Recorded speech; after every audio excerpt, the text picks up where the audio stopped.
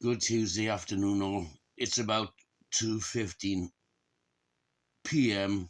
Rishi Sunak, Rishi Sunak, Rishi Sunak.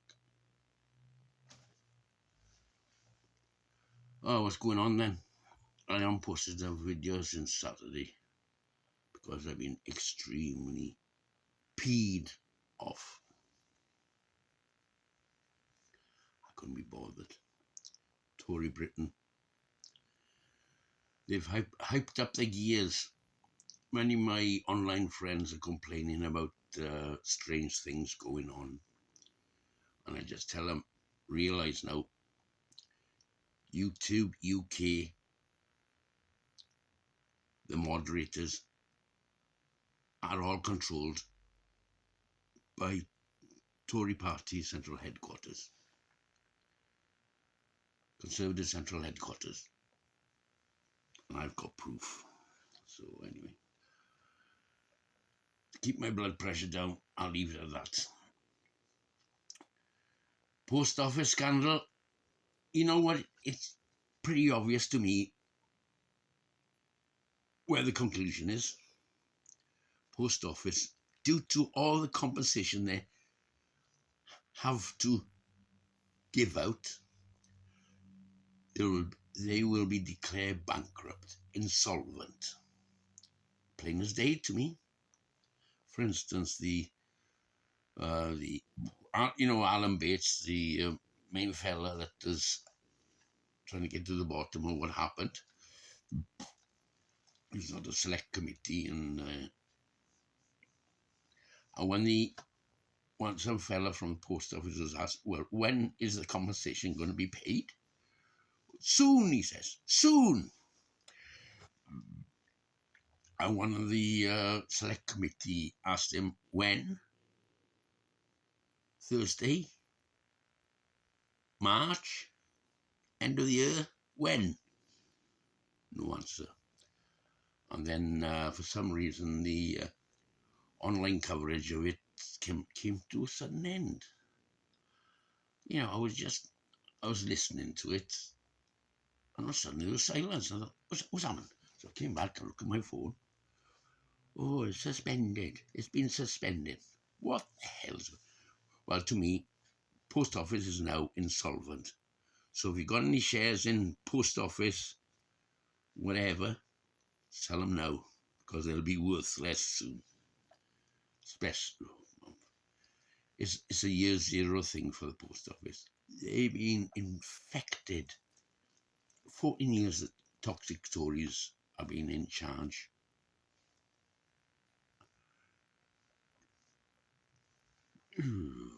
Of the post office, and it's descended into total chaos now. And it's not only that, the post office, it's everything. Oh God, what else was there this morning? You go on BBC Tory News online. Do you see anything about the ongoing doctor strike going on right now? Nothing. That's Tories suppressing it, using their friends, the BBC. And all sorts of things. Farming's up the spout, never mind about Europe playing their games. You know, and the budget is due next Tuesday. Jeremy Hunt has got to find 35 billion from somewhere before next Tuesday, because the Tories are gonna say, oh, cut taxes. I think it's all kicking off now. It's all kicking off. And Conservative Central Headquarters are getting involved on online things. Well, I haven't had a ban recently, so I know I might have come out the other end. Yeah. Oh dear God. Oh, it's so much going on. What else is there? Oh, one that's gone under the radar is that girl, British born, British citizen, because she's British born, She went off to Syria when she was 15. They're checking her out. Yeah, check her out, all right. Yeah, all right, Tory. To where? Well, Bangladesh has said she wasn't born here. You can't send her back here. Her parents might have been born here, but she wasn't born here. So forget us. I know the Tories, never mind about Rwanda, they're hunting around for a country where she can be sent to. 15 when,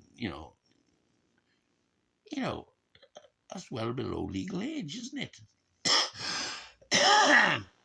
Things happen to her, but she's British and she stays here, I say. We'll deal, well, not deal with it, but, God's sakes, man. This is all without, you know, we had Grenfell, Windrush, post office now. Oh, and they're in a twist. The whole of bloody Westminster's in House of Commons, the bloody Lindsay Hoyle's. Oh, God. he doesn't know what. He doesn't know his ass from his face at the moment. Lindsay Hoyle, the Speaker of the House of Commons. Oh, fuck's sake, man. It's all fun. It's all fun if he says.